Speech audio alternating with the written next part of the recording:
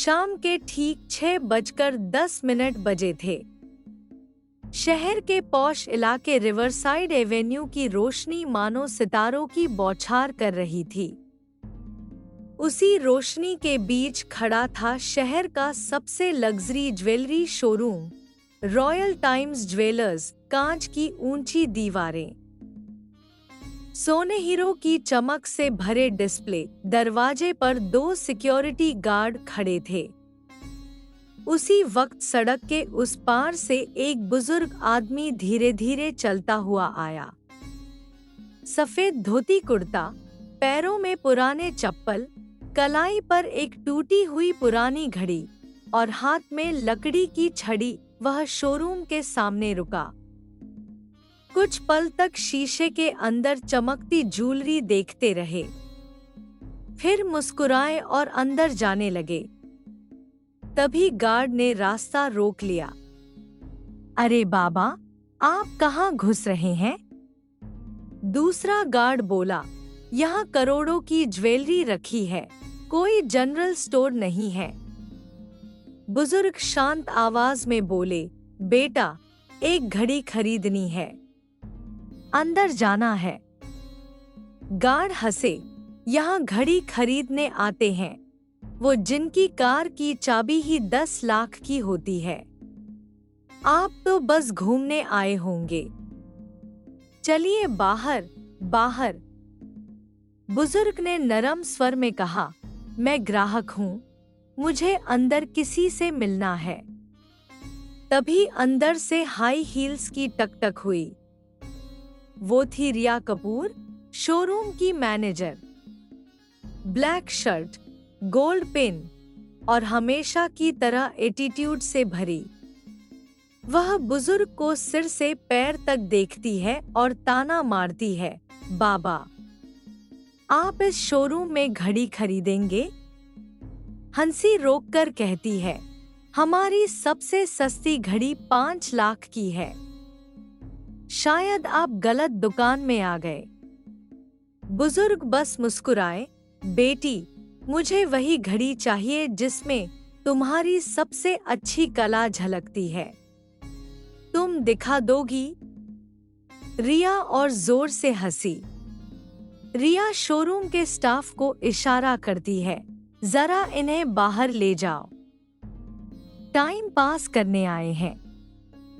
पीछे खड़ा salesman summer भी हंस पड़ता है, साहब को शायद बंद घड़ी की बैटरी बदलवानी है। बुजुर्ग शांत स्वर में बोले, मैं यहाँ रॉयल हेरिटेज कलेक्शन देखने आया हूँ, वही जिसमें दुनिया की सबसे बेहतरीन कारीगरी है। रिया का चेहरा बिगड़ गया। वो कलेक्शन तो सिर्फ रॉयल फैमिलीज और हाई प्रोफाइल क्लाइंट को दिखाया जाता है। आपको किसने भेजा? बुजुर्ग बोले, मैं किसी का भेजा हुआ नहीं, मुझे बस मालिक से बात करनी है। रिया चिढ़ गई, हमारे मालिक अर्जुन रावत किसी भी अनजान को नहीं मिलते। बुजुर्ग, जब वक्त आएगा वो खुद मिलेंगे। रिया ने गार्ड्स को इशारा किया, प्लीज इन्हें बाहर छोड़ दो और देखना दोबारा अंदर न आने पाए। बुजुर्ग बिना कुछ बोले दरवाजे के पास की कुर्सी पर बैठ गए। तभी अंदर से एक लड़का बाहर आता है। आयुष चौहान, शोरूम का नया और जूनियर सेल्समैन। वह बुजुर्ग को देखता है और पूछता है, बाबा, सब आपको क्यों रोक रहे हैं? क्या चाहिए आपको? बुजुर्ग मुस्कुराए, बस तुम्हारे मालिक से मिलने आया हूँ। जरूरी बात है बेटा। आयुष कहता है, मैं कोशिश करता हूँ। वह दौड़कर मैनेजर रिया के पास जाता है, मैडम, बुजुर्ग से मिल लीजिए। हो सकता है, रिया बीच में काट देती है, आयुष, तुम नए हो यहाँ, हर हफ्ते ऐसे 30 लोग आते हैं, क्लाइंट्स को पहचानना सीखो। अब जाकर उन्हें बाहर भेज दो। आयुष झिझकता है, पर मैडम अगर वो सच में। रिया गुस्से में, इनफ, गो। आयुष वापस उस बुजुर्ग के पास आता है। धीरे से कहता है, बाबा, उन्होंने कहा किसी और दिन आना। बुजुर्ग बोले, ठीक है बेटा, जब समय सही होगा तब मिलेंगे। फिर उन्होंने अपनी जेब से एक छोटा सुनहरा लिफाफा निकाला। ये अपने मालिक को देना। अकेले में। बस इतना ही। आयुष ने आश्चर्य से लिफाफा लिया। वो भारी सा लग रहा था, जैसे उसमें कोई राज हो। रात को आयुष घर नहीं गया। वह ऑफिस में बैठकर सोच रहा था कि इस लिफाफे में क्या होगा। कुछ देर बाद उसने शोरूम के मालिक अर्जुन रावत के ईमेल पर एक मेल लिख दिया। Subject, important information about an elderly visitor today. Message, आज एक बुजुर्ग व्यक्ति आए थे।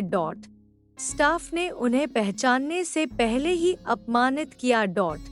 उन्होंने मुझे एक लिफाफा देकर कहा कि यह मालिक तक पहुंच जाए। मेरा कर्तव्य है कि मैं सच बताऊं। आयुष ने मेल भेज दी। अगली सुबह 11 बजे ठीक। 4 काले एसयूवी शोरूम के सामने रुकी। काले सूट पहने अधिकारी उतरे। सबसे आखिर में वही बुजुर्ग बाहर आए। शोरूम का माहौल दहशत में बदल गया। रिया और समर के चेहरे पर पसीना। अचानक अंदर से आया एक तेज स्वर, वेलकम मिस्टर रुद्रा प्रताप। पूरा शोरूम जम गया। रुद्र प्रताप सिंह, वही बुजुर्ग, दुनिया के सबसे सम्मानित, पुराने और premium timepiece brand Rudra heritage watches के फाउंडर और रॉयल टाइम्स ज्वेलर्स के साइलेंट पार्टनर। रिया का दिल बैठ गया। समर के हाथ कांपने लगे। रुद्र प्रताप की आवाज गूंज उठी, रिया कपूर कहाँ है? रिया आगे आई, कांपते कांपते।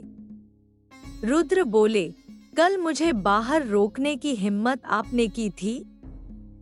रिया डरते हुए, सर, वो मैंने सोचा कि। रुद्र प्रताप जोर से बोले, सोच यही थी कि कपड़ों से इंसान की कीमत लगानी है। पूरा शोरूम खामोश। उनके पीछे खड़े अधिकारी बोलते हैं, सर, कल की पूरी सीसीटीवी फुटेज देख ली गई है। रिया और समर का चेहरा सफेद। अर्जुन रावत, शोरूम के मालिक, तेजी से अंदर आते हैं और रुद्र प्रताप के पैर छूते हैं। सर, मैं माफी चाहता हूं। रुद्र बोले, माफी उनसे मांगो जिनका स्वाभिमान तोड़ा तुम लोगों ने। और उन्होंने इशारा किया आयुष की ओर, आओ बेटा। आयुष डरते डरते आगे गया। अर्जुन रावत ने कहा, सर, आदेश दीजिए, क्या करना है? रुद्र प्रताप ने फाइल खोली। रिया कपूर तत्काल प्रभाव से सस्पेंड। समर 1 महीने के लिए सर्विस सेक्शन में ट्रांसफर। और आयुष चौहान, आज से तुम इस शोरूम के जनरल मैनेजर हो। पूरा शोरूम चौंक गया। आयुष बोला, पर सर, मैं तो नया हूं। रुद्र प्रताप मुस्कुराए, नया वो नहीं होता बेटा जो दुकान में नया आए। नया वो होता है जिसकी नीयत नई हो। तुम्हारे पास वही है। हेड ऑफिस में आयुष ने रुद्र प्रताप को देखा। वही धोती कुर्ता, वही पुरानी घड़ी, वही सादगी। रुद्र बोले, आयुष, मैं बूढ़ा हो रहा हूँ। अब मुझे एक ऐसे इंसान की जरूरत है जो मेरे ट्रस्ट को संभाले, ईमानदारी के साथ। उन्होंने टेबल पर एक फाइल रखी। यह मेरी हेरिटेज क्राफ्ट फाउंडेशन की फाइल है। मैं चाहता हूँ तुम इसके डायरेक्टर इंचार्ज बनो। आयुष सन्ना नम आंखों से बोला, सर, मैं योग्य नहीं हूँ। रुद्र मुस्कुरा दिए, योग्यता इंसान बनाता है, रिश्ता या पद नहीं। उधर रिया अब सर्विस सेक्शन में थी। कभी यूज्ड वॉच साफ करती, कभी ग्राहकों को पानी देती। एक दिन आयुष वहां पहुंचा।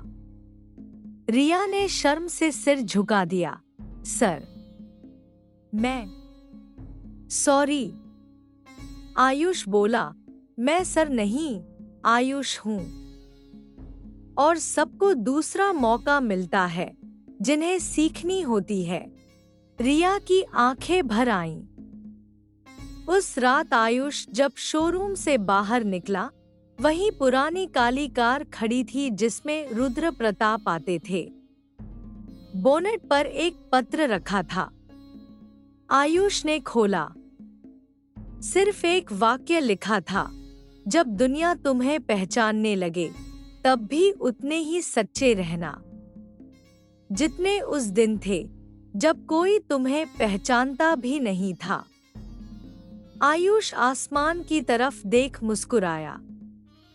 सितारे भी जैसे कह रहे थे, इंसानियत की चमक सोने से भी ज्यादा होती है। जय श्री राम दोस्तों, कहानी अच्छी लगी हो तो वीडियो को लाइक करें और चैनल को सब्सक्राइब करना ना भूलें। धन्यवाद।